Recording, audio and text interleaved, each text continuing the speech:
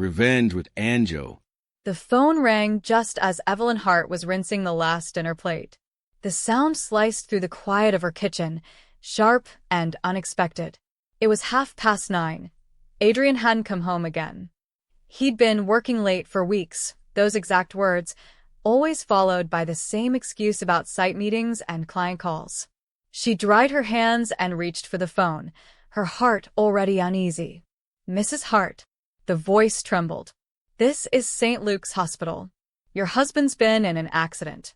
He's in intensive care. Please come quickly." For a moment, Evelyn couldn't breathe. The plate slipped from her wet fingers, shattering on the tiled floor. Her chest tightened as though the air had been sucked from the room. Despite the distance between them, despite the cold silences at dinner and the lies she pretended not to notice, she still loved him. She still needed him. She grabbed her coat and keys, barely locking the door behind her as she ran into the rain. Surrey's streets blurred past as she sped toward London, headlights streaking through the downpour. Her hands trembled on the steering wheel, her breath coming in shallow bursts. "Please, Adrian," she whispered over and over, as if he could hear her through the storm. "Hold on." The wipers beat furiously, but the tears made everything shimmer and bend. She'd been angry only hours ago, thinking of his lateness, of his turned-off phone. Now, all she wanted was to see him breathing. Every second stretched like an hour. The antiseptic smell of St. Luke's hit her before she reached reception. White corridors, bright lights, the hum of machines. It all felt detached from reality. Her heels echoed on the polished floor as she hurried to the desk. "My husband," she gasped. "Adrian Cross. He was brought in. Please, where is he?" The nurse looked up, startled. Her eyes flicked toward the ICU doors, then back to Evelyn with a strange hesitation. "You're Mrs. Cross?" she asked softly. "Yes," Evelyn said quickly. "Please, just tell me if he's alive." "He is," the nurse assured. But then her voice dropped to a whisper. "Before you go in, could you wait behind that curtain for a moment?" Evelyn blinked. "What?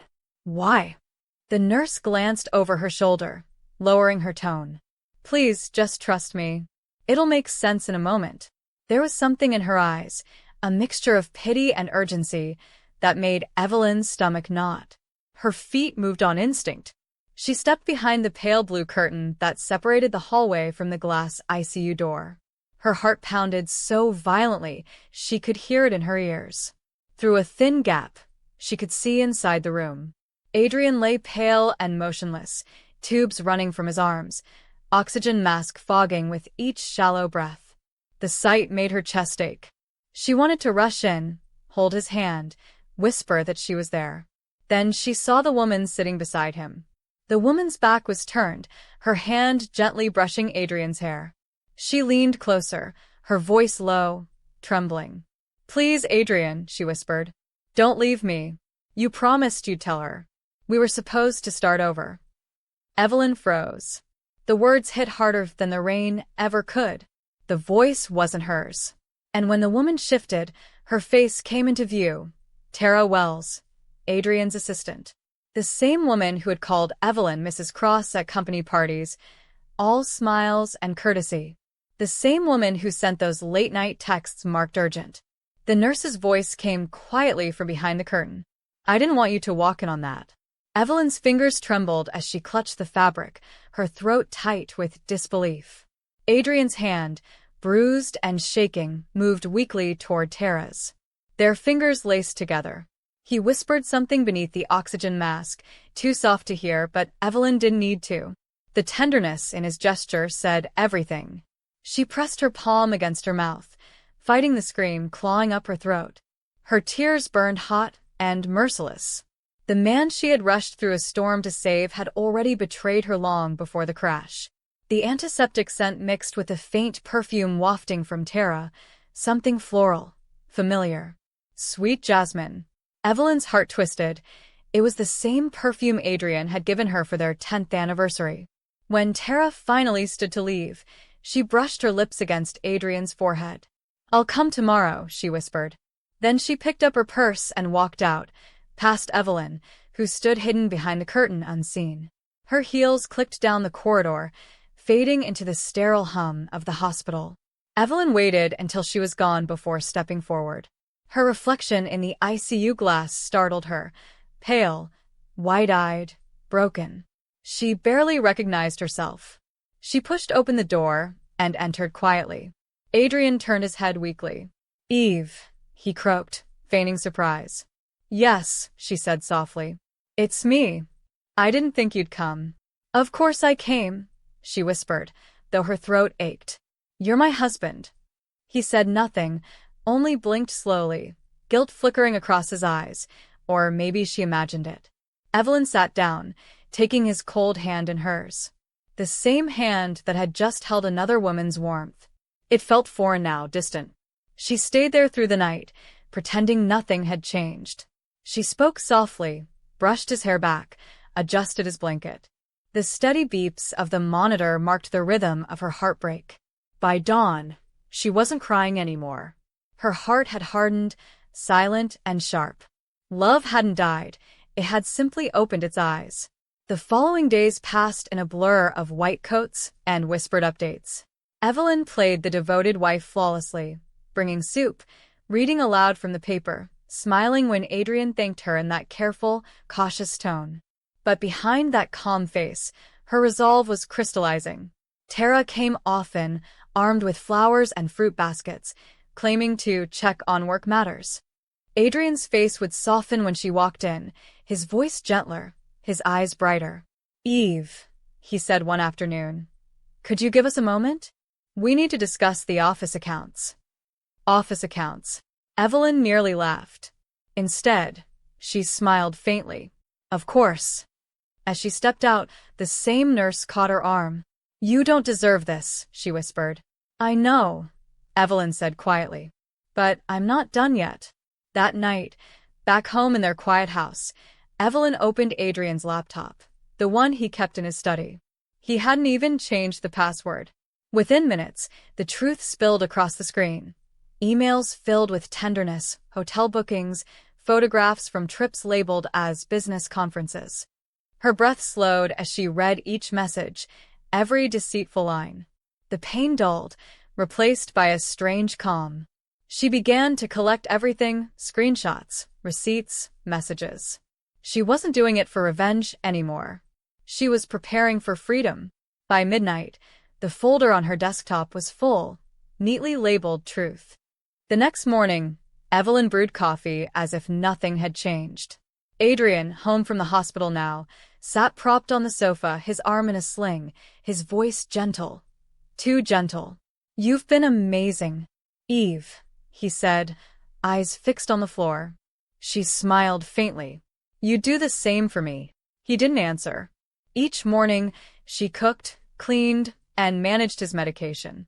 Each night, she backed up another file on her laptop, the quiet rhythm of her new reality. The house was filled with politeness instead of love, routine instead of warmth.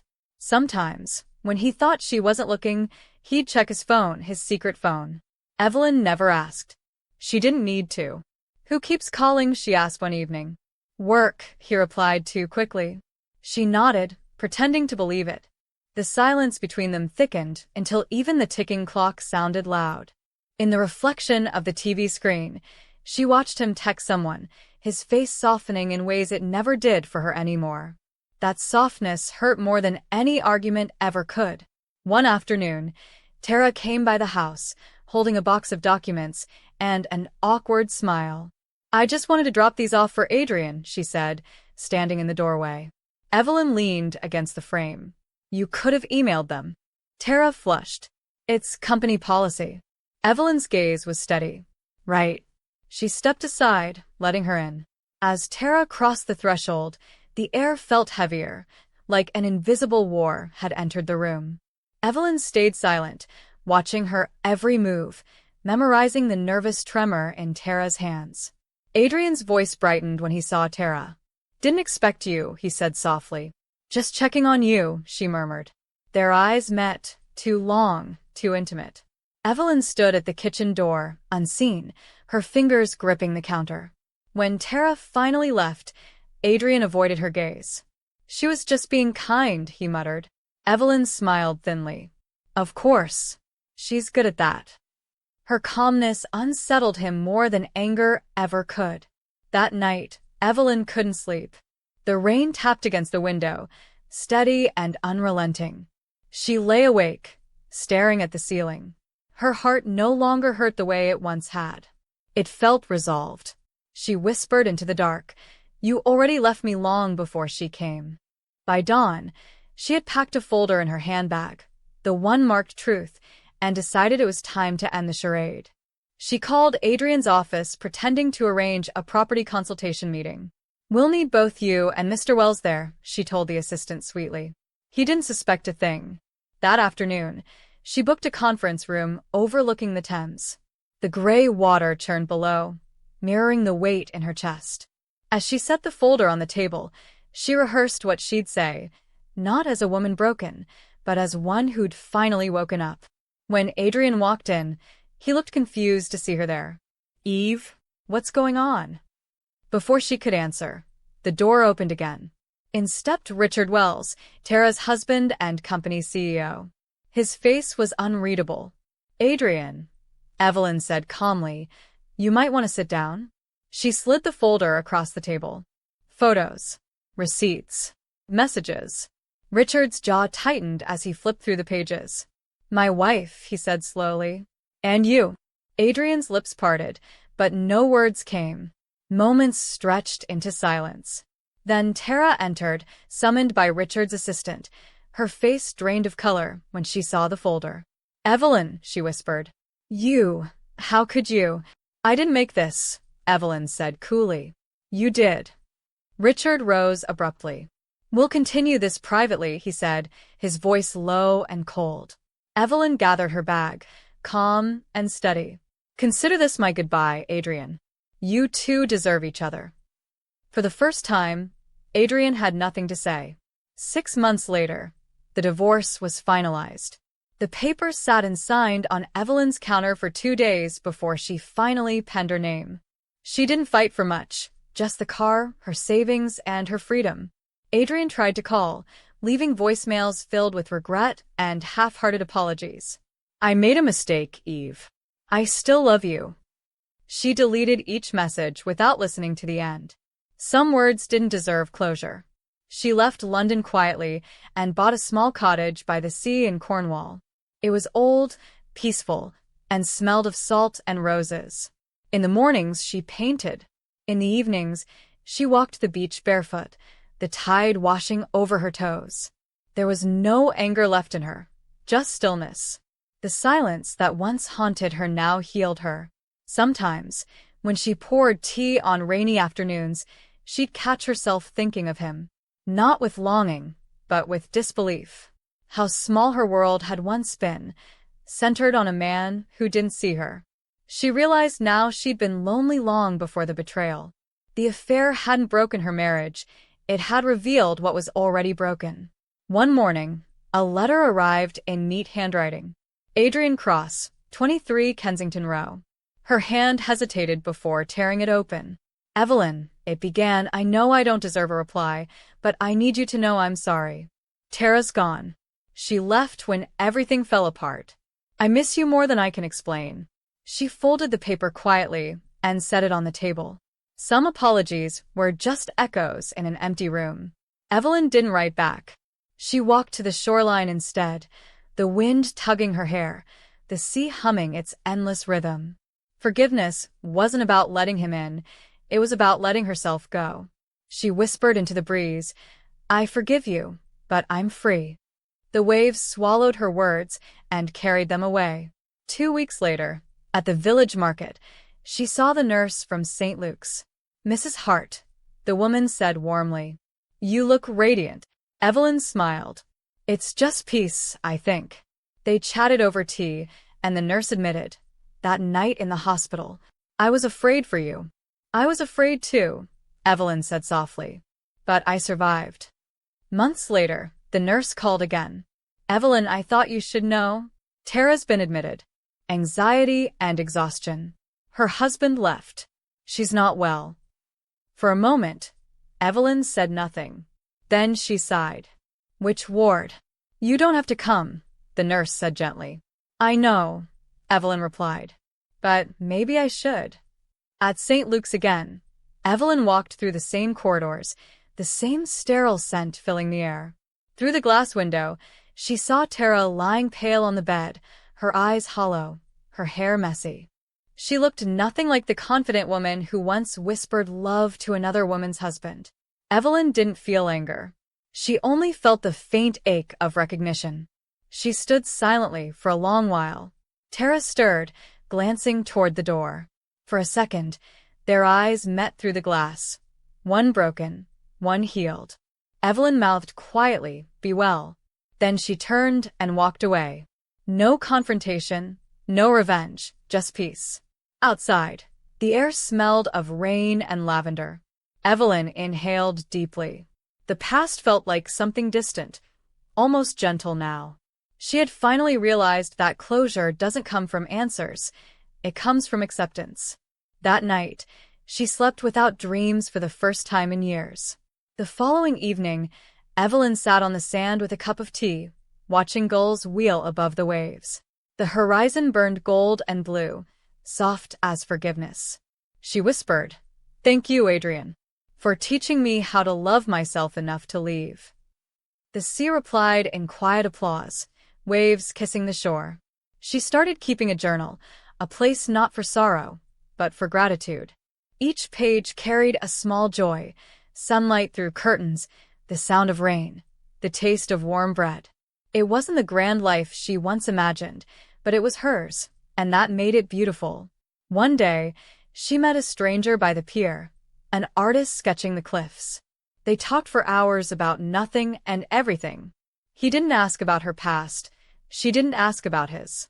When he smiled, it wasn't the kind that promised forever. It simply promised presence. Over the next months, they met often: coffee at dawn, laughter over fish and chips, walks through fog. He reminded her that kindness didn't always want something in return. It felt new, like breathing differently. For the first time in years, Evelyn laughed without guilt. She once wrote a letter to Adrian, but never posted it. "You taught me that love built on lies isn't love at all. I'm grateful, not bitter." She sealed it, placed it in her drawer, and left it there, a symbol, not a message. By spring, the cottage bloomed with wildflowers. Evelyn painted the walls pale blue, light filling every corner. She had built something new, not out of revenge, but renewal. People in town started calling her the woman with the calm smile. She realized healing wasn't loud. It was the quiet act of living well after being broken. Every cup of tea, every sunrise, every soft laugh was proof she'd survived the storm. One afternoon, a familiar name appeared on her phone: Adrian Cross. She stared at it for a long time before pressing delete. No anger, no sorrow, just peace. That was her closure. The nurse sometimes visited on weekends. They shared tea and shortbread by the window, overlooking the sea. "You're stronger than you think," the nurse would say. Evelyn would smile. "I used to be afraid of storms. Now I wait for them." The world outside continued. People loved, lied, and healed, but Evelyn's life moved quietly, intentionally. Some nights she sat by candlelight, listening to the sea and thinking, this is what peace sounds like. On the anniversary of that terrible night, she walked to the edge of the cliffs. The sun melted into the sea, painting the world gold. She whispered, "Goodbye, Adrian," not with pain but gratitude. The tide rushed gently over her feet, warm and steady. For the first time, she understood. Love had never left her. It had simply changed shape. And as the last light touched the horizon, Evelyn Hart smiled, free at last. If you value stories of respect, dignity, and justice, please subscribe. It means more than you know, and it lets me keep sharing the lessons life has carved into me.